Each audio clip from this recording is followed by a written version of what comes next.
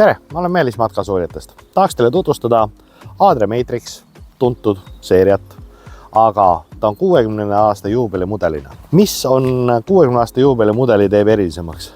Kõik nad on väljast hõbedase esiotsaga, uue hõbedase tooniga kerega.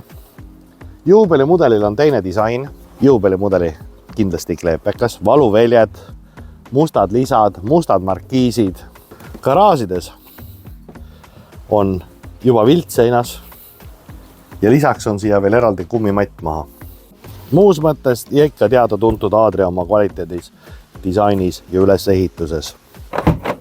Nii, vaatame, milline see Matrix 670 SL 60 years anniversary mudeli seespoolt välja näeb. 670 SL-il on L-istumine, pööratavad esimesed istmed, on uus ikkagi see Adria disain, sellised kumerad nurgad. Kui nüüd istmeid vaadata, nad tunduvad ühesugused olemas, aga need on kahe erineva jäikusega külmvahtu siin sees, et kui sa istud, sul on hoopis teine istumine, nad ei vaju ära. Praktikas võin öelda, olen näinud paarsada tuhat sõitnud neid Adriaid, 7-8 aastat vana need istmed, isegi katted on kulunud juba, aga istme põhi ja materjal istub ikkagi oma samas asendis. Peatoed on siin liigutatavad, aga kui voodi nüüd siit ülevalt alla aasta, siis rohkem me tegema, kui need alla lükkama. Selle külje pealse istumise seljatoe lihtsalt põigiti tõmbama ja voodi tuleb siit ülevalt alla, ta on elektriline. Voodi, kui tuleb alla, on piisavalt palju ruumi, et ta ei ole selline riiulis magamine. Külmvaht madrats lippide peal. Siin on turvavõrgud mõlemilt poolt.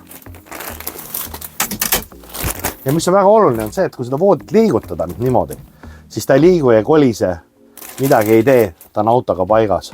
Nüüd väga palju küsimusi on selles suhtes, kui see voodi nüüd siia alla tuleb, kuidas me siit läbi mahun. Vaatame, sportliku mehe puhul tulema siit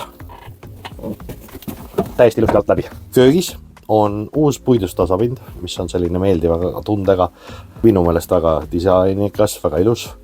Mis on Adriate puhul üks mugav osa, neil on 3 põletiga pliita, aga mis on viidud siia taha otsa, et ette jääb selline toimetamisserv, väljatõmme, kapid ja köögi üks olulisemaid osasid, sahtel ja sahtel. Samamoodi on 142 liitrine suur külmkapp ja veel kapipinda. Duš-WC on 670 eraldi, peab alati vaatama, kas me mahume siia. See on üks oluline asi, mis matkaautode puhul tuleb jälgida, kuidas see mahtumine on. Ehk ma panen uksed kinni, keeran ennast näoga siia poole, no näha on, et ka mitte maailma kõige pisemal poisil on siin piisavalt ruumi. Samamoodi uksed sulguvad ilusti magnetiga ära. WC ukse saab panna siia vahele, et oleks privaatsem. Ja kui siin keegi peaks magama veel, siis siia vahele käib meil voldikaardin. WC.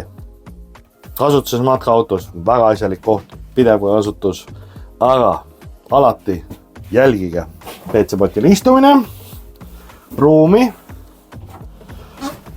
Ja kui uks kinni panna, kas siis ka jääb ruumi, et siin istuda, et ei peaks oma toimetused tegema keset tuba. Nüüd jõuame magamistuppa. Pikivoodid, SL tähendab pikivoodeid. Üks pool on üle 2 meetri, teine on 1,95 m. Mis on voodite puhul? Külmvaht madrats jäik, mis annab sellise mugava magamise. Ei vaju teil kohe all ära. Ma olen siin 1,70 m mütsiga. Mul on siin pearuumi isegi, kui ma istun. Ehk see tähendab seda, et kui ma voodis püsti tõusen, ma ei pea olla kuidagi selline kägaras. Kõik selline madratsi üleminek on ka siin see lisaosa, mis see vahele tuleb. Selline kumeralt, see tähendab seda, et ta istub siin ilusti paigas. Taga on suured sügavad kapid. Mida tasub nende riidekappide puhul alati jälgida? Palju seal ruumi on? Teil võib olla visuaalis palju kappe, aga kui ta on selline, et paned 2 paari sokki sisse, on kapp täis. Ei ole ka sellega suurt midagi teha. Küsimus, kus panna suured riided? Suurte riidekapp on siin 2 pool. Ja mis teeb siin? Kapi uks tuleb küll niimoodi lahti ja nüüd sellest võib tekkida selline tunne, et no kuidas mingi valemiga ma siia sisse saan, aga selle saab ilusti eest ära lükata ja pääseb siia mugavalt ligi. Ka see trepiasted ei ole nagu päris tühi ruum. Siit saab selle üles tõsta, et et oleks mugavam käia WC-s, kui see WC uks jääb ette või midagi sellist, oleneb kuidas kellelgi on. Astmed iseenesest on suured panipaigad. Ei oleks sellist tühja ruumi, mida te kaasas veate, vaid on kõik praktiliselt kasutatav. Voodikoht siia taha tuleb iseenesest väga lihtsalt, tõmmatakse sealt see aluspikendus välja. Nii, ja sinna peale läheb siis padi, mis on sama kõrgusega, sama pehme, see külmvahtmadrats. Nüüd ainuke asi, mis on, paljud inimesed ütlevad, et ta ei tule lõpuni välja, et see on keeruline, et see on jama. Aga see tähendab seda, et teil on siit mugav trepist sisseminek, te ei pea hommikuti ronima voodisse kuskilt redelist sisse välja, vaid teil on trepist käimine jääb alles. Adra Matrix 3. põlvkond kasutab topeltpõrandat. Tal on tehniline topeltpõrandat, veepaagid, kõik asjad on siin topeltpõranda vahel. Sellega saavutati sellel autol raskuskeseme langus peaaegu 40 cm. Mida see raskuskese tähendab? See on näiteks üks asi, kui seisad auto keskelt, teha korra jõnks, see auto teeb jõnk ja jääb seisma. Analoogne, teete samasuguse asja teha, te kõigutab tükk aega, kujutage ette, kui maantee peal sõidus, milline kõikumine siin on.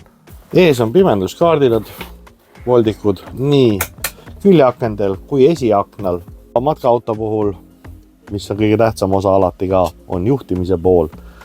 Uus Fiat, automaatkäigukast, adaptiivsed püsikiiruse hoidjad, juhiabid, reahoidjad, LED-esituled, kliimaseadmed, roolilt juhtimised, kõik asjad, nahkroolid. Need on pisiasjad, aga mis peavad olema standardis, sest te ei taha enda puhkusautos sõita kehvemalt, kui te sõidate oma igapäevaautos. Selline see oligi Adra Matrix 670 SL 60 aasta juubelimudel. Aitäh teile!